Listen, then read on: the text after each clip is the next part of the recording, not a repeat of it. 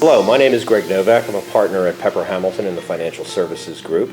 And we just finished our first in a series of updates on the Jobs Act regulations, also known as the hedge fund advertising rule, although all of us, my colleagues Ed Dartley and Brian Korn, disagree with that characterization.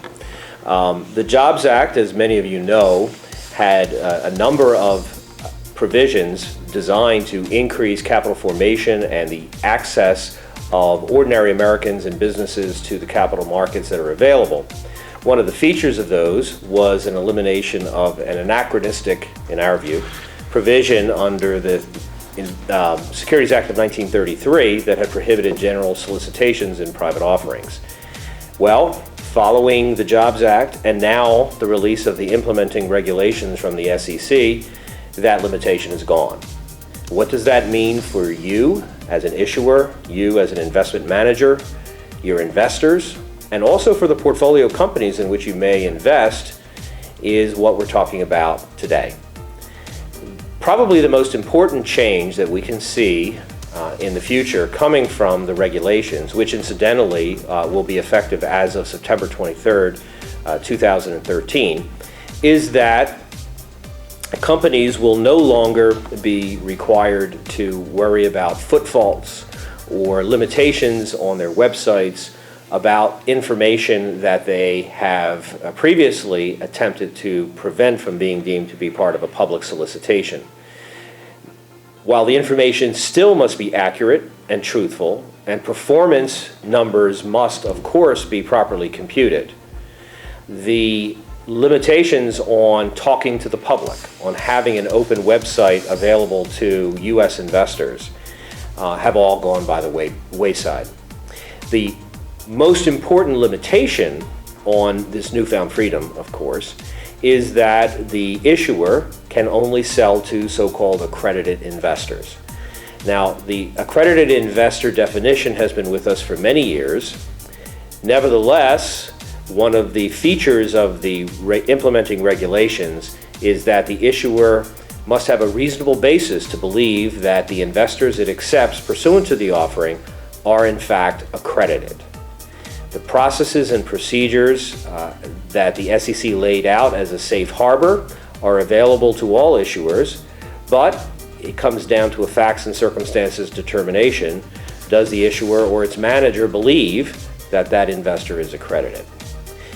In addition to the basic relaxation rule and the definitional changes and the imposition of the reasonable belief rule that an investor is an accredited investor, the new rules also imposed a bad boy disqualification provision and also included a panoply of proposed regulations that will make it easier for the SEC to collect data and administer these newfound freedoms.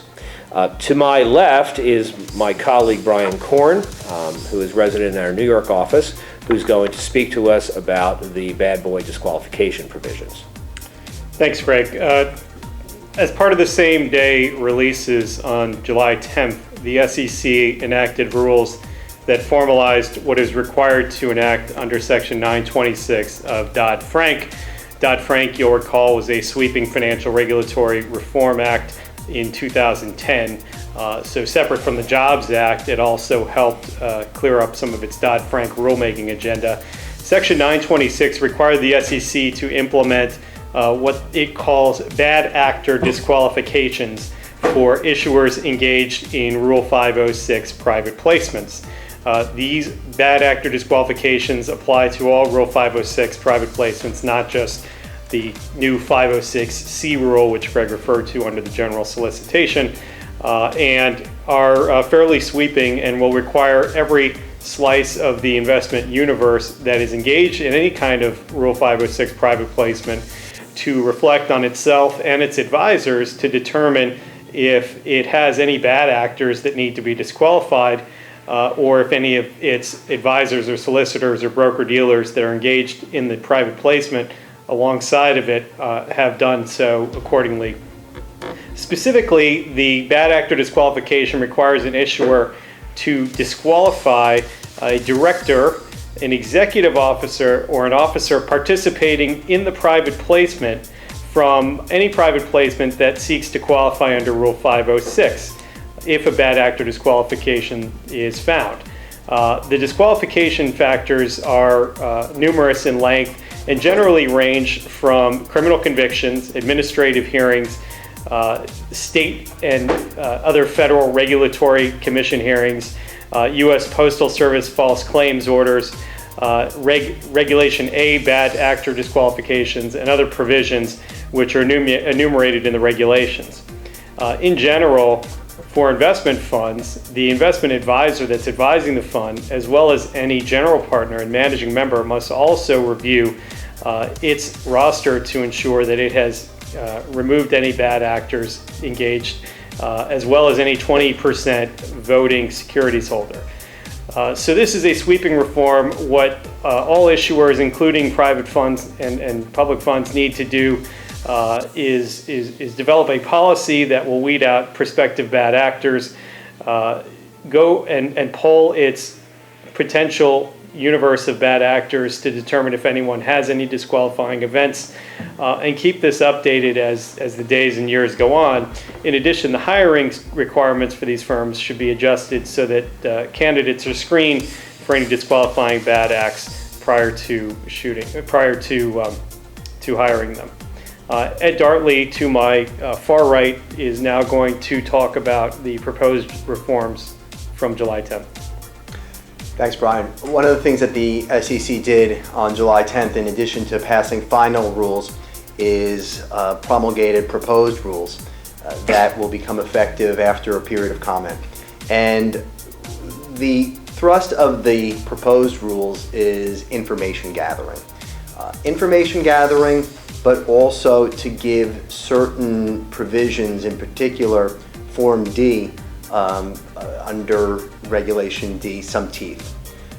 The way that the SEC is proposing to give Form D teeth is by adding requirements with respect to the amount of information that is requested in Form D, proposing 3 separate Form Ds, an advanced Form D that would be required at the time of the first general solicitation, a second Form D that would be an amendment of the advanced Form D that would provide additional information during the offering, and then a closing Form D at the termination of the offering. All of this is very different from the current practice, which requires one Form D within 15 days after the first sale of securities. And historically, the SEC has had issues with compliance with Form D because, quite frankly, the failure to file, unless it resulted in a court-issued injunction, there was really no teeth to the requirement. Now, in addition to the new information required by Form D, there is a disqualification provision that's been proposed.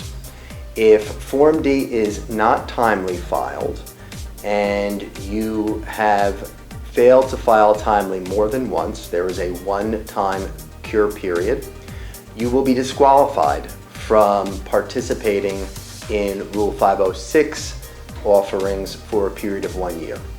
That obviously has serious potential capital raising risks for those who don't pay attention to the filing requirements for Form D going forward if the rule is passed as proposed. Another proposal that the SEC has issued is with respect to a temporary rule for the submission of general solicitation materials to the SEC on a confidential basis. The stated reason for this is in order to allow the SEC to gather information, test whether its objectives or the objectives of the rule are being met.